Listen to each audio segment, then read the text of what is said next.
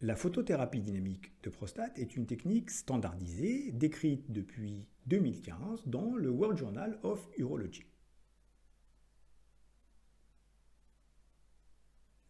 La procédure se déroule en 3 étapes parfaitement codifiées: le placement des fibres au sein de la prostate, l'injection intraveineuse du photosensibilisant et l'illumination de la zone cible par la lumière laser. Le patient est sous anesthésie générale avec l'application d'une tolérance 0 en termes de mouvement, puisque nous travaillons avec une précision de l'ordre de 0,1 mm. Le patient est au bloc opératoire en position de lithotomie haute. Le patient est au centre en position de lithotomie haute sous anesthésie générale. Le chirurgien se situe juste en face afin de pouvoir accéder facilement au périnée du patient. À sa gauche se trouve l'appareil d'échographie et à sa droite, l'infirmière de bloc, le physicien laser ainsi que le générateur laser. À la tête du patient, l'anesthésiste et le pouce-seringue pour le photosensibilisant. Une illustration d'une installation complète montre la sonde d'échographie en intrarectal, une sonde urinaire en intravésicale, une grille en regard du périnée et les fibres laser dans la prostate. Pas d'incision, pas de saignement, seulement des points de ponction par les aiguilles.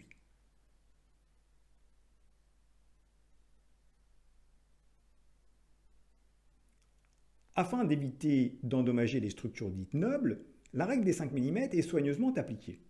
Les aiguilles sont positionnées à 5-6 mm des bandelettes neurovasculaires, du sphincter urinaire, de l'urètre et de la capsule prostatique afin d'éviter autant que se peut des lésions au niveau de ces structures fonctionnelles importantes. Le laser intermédique permet d'activer 16 fibres laser à la fois. Cependant, la plupart du temps, le nombre d'aiguilles nécessaires pour couvrir la zone cible est moindre.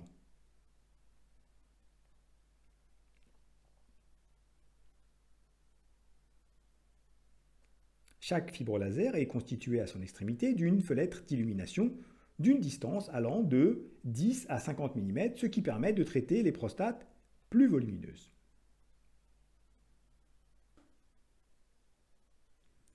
Les fibres laser illuminent la prostate à température ambiante sur un diamètre précis de 10 mm.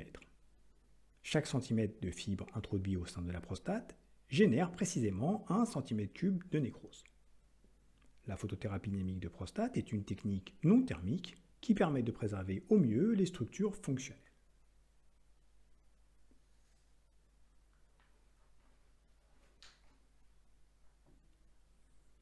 Les aiguilles sont positionnées tous les 5 mm avec un léger chevauchement de la lumière laser permettant d'optimiser l'efficacité du traitement.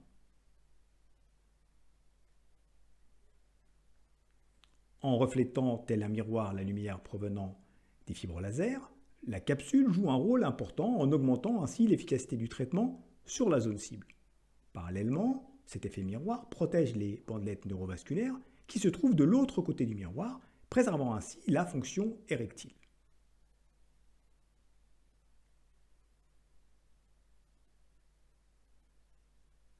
Avant de débuter l'illumination, le patient ainsi que l'équipe du bloc opératoire doivent porter des lunettes spéciales protégeant de la lumière laser. Le patient devra conserver cette protection oculaire jusqu'à 48 heures après le début de l'injection.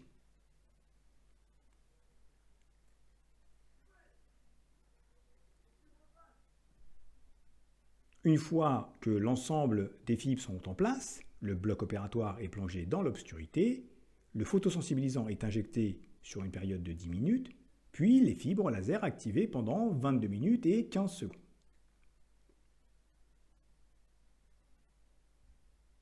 Sur une vue transversale, l'activation des fibres laser génère un effet vaso-occlusif qui mènera à une nécrose complète du volume cible en quelques heures.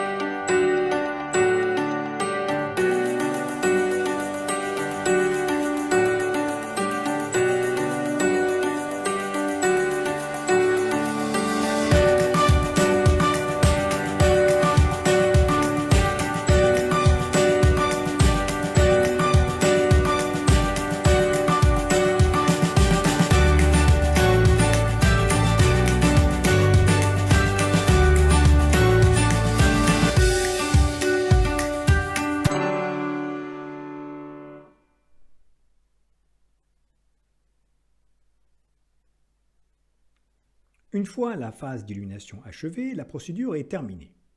Les fibres laser et les aiguilles sont retirées en une fois, de même que l'ensemble des équipements ayant servi à l'intervention. La phase de photoprotection du patient débute en maintenant le patient dans l'obscurité jusqu'au lendemain matin. La sonde vésicale sera également retirée le lendemain avant la sortie. Dans la salle de réveil, certaines mesures de protection sont nécessaires. Le patient doit rester protégé de la lumière et ne doit en aucun cas être exposé à la lumière du jour avant le lendemain matin.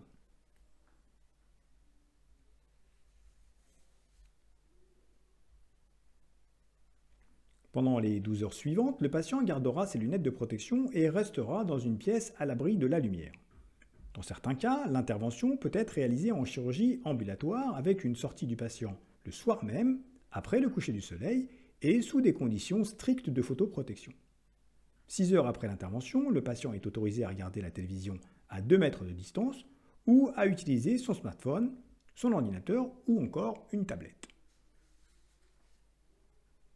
Le lendemain de l'intervention, la phase de photoprotection continue mais de façon moins restrictive. Le patient peut être exposé à la lumière, y compris du jour, mais à condition de continuer à porter des lunettes protectrices et de rester à l'intérieur. À J2 de l'intervention, le patient n'a plus besoin d'aucune protection et peut reprendre une vie strictement normale de tout point de vue. En conclusion, et sur la base du plus haut niveau de preuves scientifiques, la photothérapie dynamique de prostate a prouvé son efficacité à détruire des lésions cancéreuses et à préserver le tissu sain au niveau de la prostate. Cette intervention est facile à réaliser dans un temps court et sans aucune incision. La photothérapie dynamique de prostate permet de maintenir la fonction érectile dans plus de 80% des cas sans incontinence urinaire. En cas d'échec thérapeutique, la photothérapie dynamique de prostate n'engendre pas de perte de chance d'efficacité d'un traitement radical.